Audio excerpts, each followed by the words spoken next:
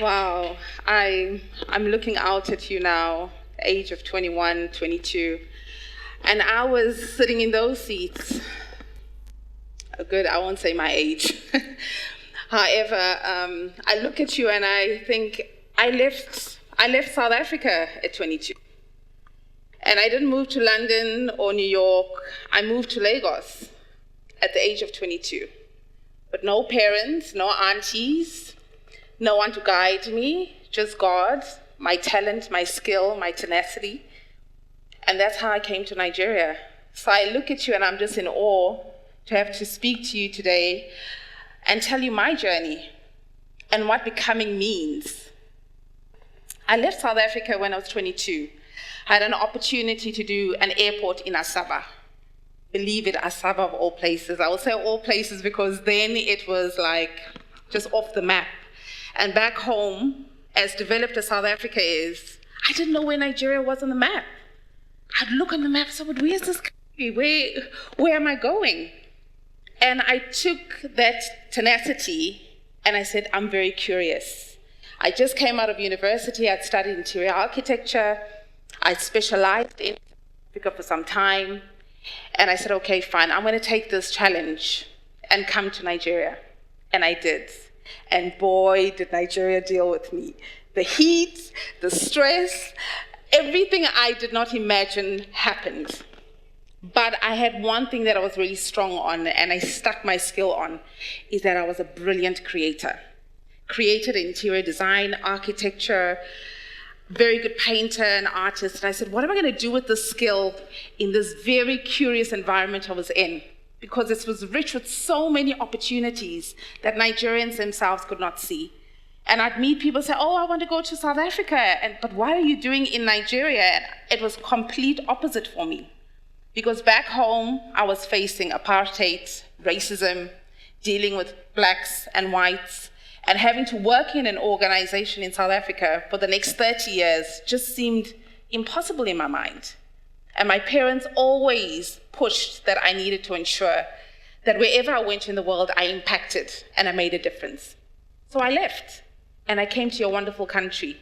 Contrary to what you would think, to me, it was my playing ground to learn, to develop, to become the person that I am today. So coming into Nigeria, I ended up doing a whole lot of projects. I learned how to design airports, how to design people's homes in the north. I had to understand the Muslim culture, Christianity, how families live together. I had to understand norms I was not accustomed to in South Africa. And most times you have to learn these certain norms because you work in a company. But here I was with a bare canvas saying, you can own this yourself. I could register my own business, which felt impossible at the time in South Africa. But here, okay, I can do that. I can register my business. I can try. I can go door to door like I did initially. I used to drive in my car in Lekki from site to site, show them my portfolio, my business cards. Hey, I'm an interior designer. This is what I do. That's how I started my career as I got out of university. I never held back. I never felt I needed to be in a job environment. I took it as every single day was an opportunity for me to create something new. And I did. So through Lekki, then Ikoyi, then further down Ikeja, I learned how to drive, park at the airport, fly to Abuja. And it was only because I allowed myself that opportunity to do so. I never held myself back. I would call my mom. I came from a very strict home, by the way. My mom and dad were so strict. So for them to allow me to leave South Africa and come to Nigeria just seemed so surreal. But I was guarded. I had to make sure I wasn't at the wrong parties or around the wrong crowds. I had to ensure that when I'm putting myself out there for what I believed in, I needed to be skilled at it. I needed to wake up early. And I was pretty much working on my own. I set my own schedule. The same way you have a schedule, you have classes you need to attend, you know when there's school breaks, you have to go home, etc. I set my own opportunities. And I said to myself, I'm going to travel the world from Nigeria. And I traveled to over 29 countries from here. I created my own opportunities as it would be. Becoming is not a journey of 2 years. Becoming is your lifetime. You'll meet friends and opportunities and work in environments that are quite relentless at times. Some you would be frustrated on whether you'll survive or not. But I would like you to give yourself the opportunity to learn from other people's experiences. I've had a few of you great students work in my organization, and I must say I'm so impressed with Covenant students. You guys are a lot calmer than a lot of other students that I've met. You're also quite detailed in the way you come into the industry, and I think that's something that you guys should be admirable for those that are finishing university as well, and those that are just starting. I can tell you, you are at one of the best universities in Nigeria. And I'm telling you all of this really to not only give you the relentlessness of my story, but I want you guys to be inspired by your surroundings. For me to leave at your age from South Africa and come here was one of the most scariest things ever, but I did it. I am still becoming the person that I want to be every single time and every single opportunity. Now I'm sitting at the age of 40, which I will tell you what my age is. I've been here for 18 years. 18 years in Nigeria and visiting home like I'm a visitor back home.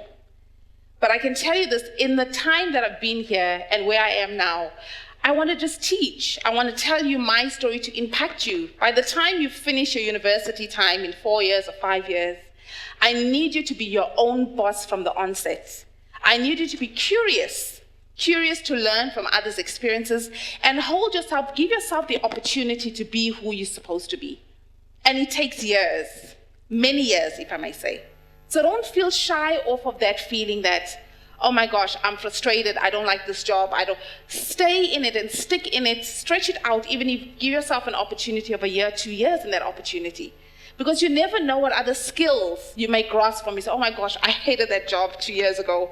But guess what? I'm working in a new job because I learned that 2 years ago. I'm brilliant at what I do.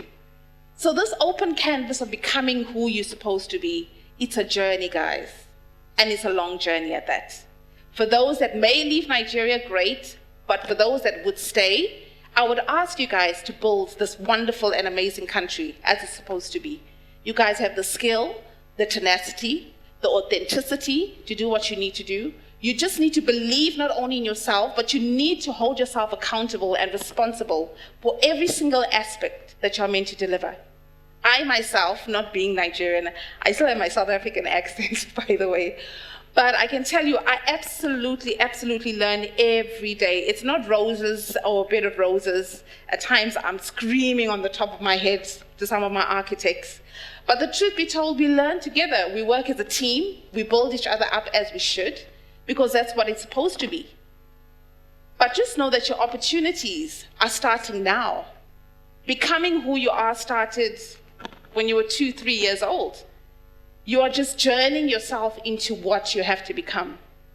All these great opportunities to speak out to you and impact you. Take it, even if it's 2 words out of what I'm saying. Pull it with you. Go to the next session and the next session and listen to us that are out there. We are waiting for you guys to come into the workforce. And I must say, as you're coming in, some of you are either not prepared or not sure. You are shielded in this great university, but out there is the real world. And becoming who you need to be takes a lot of tenacity. I did that, and I know you can do the same. Thank you so much.